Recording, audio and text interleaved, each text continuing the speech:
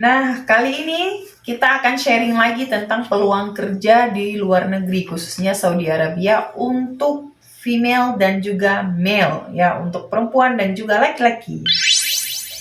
Nah, baik, untuk kesempatan kali ini saya ingin membahas dan sharing kepada teman-teman semuanya tentang peluang kerja di luar negeri, khususnya Arab Saudi ya, tentang female dan juga male. Nah, kalau untuk female ya, kalau untuk perempuan, peluang untuk perempuan itu masih banyak sekali, khususnya untuk perawat dan juga bidan. Yang paling tinggi nomor satu adalah perawat, yang kedua adalah bidan, karena bidan ya pada dasarnya dia harus daerah-daerah atau area-area khusus gitu ya. Kemudian kalau untuk perawat bisa semua area, maka dari itu perawat untuk peluang kerja perawat itu sangat besar sekali kalau di Saudi Arabia untuk saat ini. Nah, kemudian kalau untuk yang peluang untuk cewek, peluang untuk cewek bekerja di Saudi Arabia yaitu khususnya perawat atau bidan itu masih besar sekali dan tidak ada perkecualian karena kenapa? Karena memang pada dasarnya kalau untuk tenaga kerja perempuan di sini sangat minim sekali karena orang Saudi pada dasarnya mereka tidak terlalu terlalu ini ya, tidak terlalu suka bekerja kalau untuk yang perempuannya. Tapi kalau untuk yang laki otomatis dong, kalau bukan laki-laki yang bekerja siapa lagi gitu kan.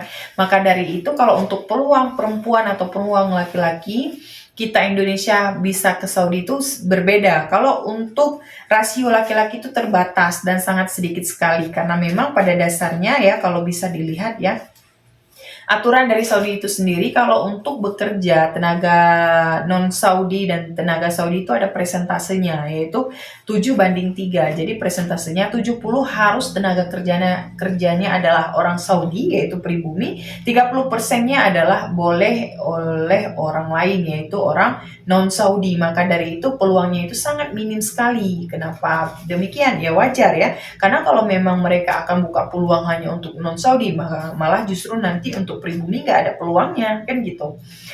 Maka dari itu kalau untuk peluang cowok sangat terbatas dan sangat kecil dan itu hanya ada kebanyakan yaitu company seperti contoh Aramco ya kalau Indonesia itu seperti Medco yaitu untuk ya pokoknya untuk company-company itu baru ada peluang untuk cowok. Tapi kalau untuk cowok di rumah sakit atau mungkin di poliklinik itu sangat sedikit sekali bahkan dalam 100 mungkin hanya ada dibutuhkan 5 orang gitu. Ya kok dalam 10 belum tentu ada satu orang yang dibutuhkan di poliklinik tersebut untuk tenaga kesehatan cowoknya. Tapi kalau untuk cewek itu sangat besar sekali ya peluangnya dan itu tidak ada terbatas tanpa terhingga karena memang rata-rata mereka butuh banyak kalau untuk peluang ceweknya baik itu bidan maupun perawat ya.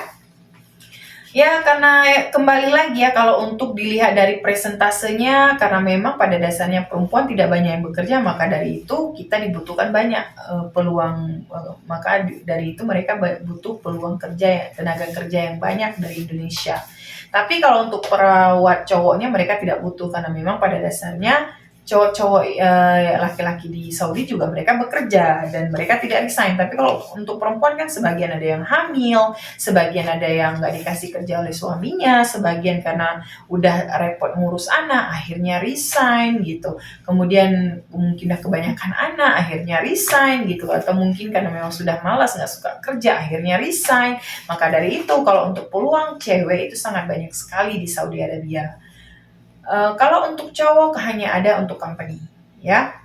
Maka dari itu ya banyak sekali teman-teman yang bertanya apakah ada peluang cowok itu minim sekali. Jika memang ada, saya nanti akan posting dan itu pastikan lagi ya kualifikasi teman-teman bisa berbahasa yaitu minimal bahasa Inggris. Kalau untuk bahasa Arab nanti seiring berjalannya waktu juga nanti teman-teman bisa sendiri gitu.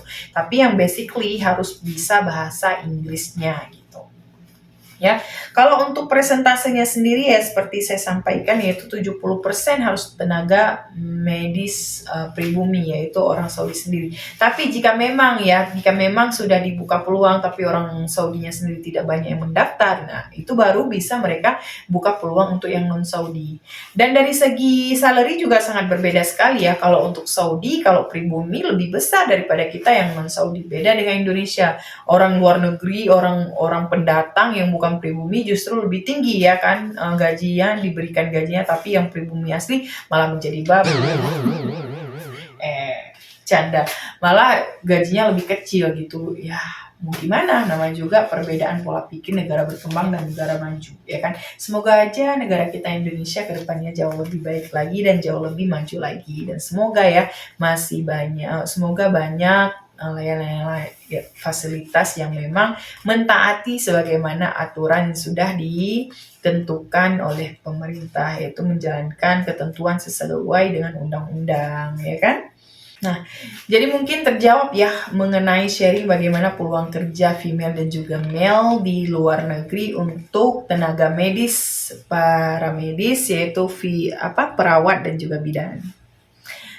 Jadi ya persiapkan mental teman-teman, jika memang ada peluang ya alhamdulillah, jika memang belum ada harus sabar menunggu. Sambil menunggu pastikan teman-teman tetap bekerja di Indonesia, karena syaratnya saat Anda bekerja di luar negeri tidak boleh gap lebih daripada 6 bulan. Artinya Anda harus continue bekerja, nggak boleh Anda off. Maksudnya gini, semisal Anda udah pernah bekerja di tahun 2020 ya, kemudian Anda tidak hanya boleh senggang tidak bekerja itu maksimal 6 bulan ya. Paling nggak ya 5 bulan lah, atau 4 bulan nggak bekerja, selebih daripada itu lanjut lagi Anda bekerja di tempat lain.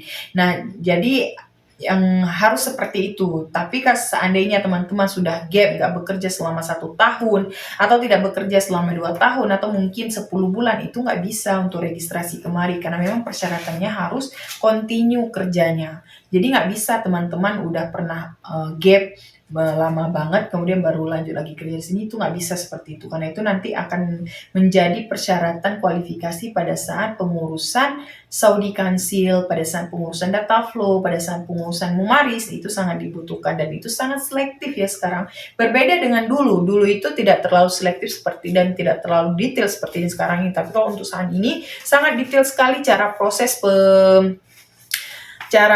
penyaringan, cara proses mereka mengklasifikasikan qualification dan juga mengklasifikasikan kualifikasi studi. Maka dari itu harus benar-benar diperhatikan ya, untuk pengalaman kerja tidak boleh lebih daripada 6 bulan gapnya. Jadi pastikan teman-teman punya pengalaman kerja yang continue. Jadi kalau semisal teman-teman nih mau bekerja luar negeri tapi sekarang belum ada kesempatan, nah usahakan ya bisa bekerja di tempat lain dulu sembari menunggu peluang di Saudi. Karena nanti jika memang ada gap, maka itu tidak bisa keterima di sini. Ya itu udah prosedur bakunya, dan itu aturan yang sangat dikuatkan untuk saat ini, karena memang prosesnya itu sangat detail dan lebih rumit daripada sebelumnya gitu. Jadi semoga bermanfaat ya teman-teman, semoga bisa membantu jawabannya, dan semoga bisa di-sharing ke teman-teman lainnya. Dan ini berdasarkan dengan pengalaman yang saya punya. Terima kasih. Assalamualaikum warahmatullahi wabarakatuh.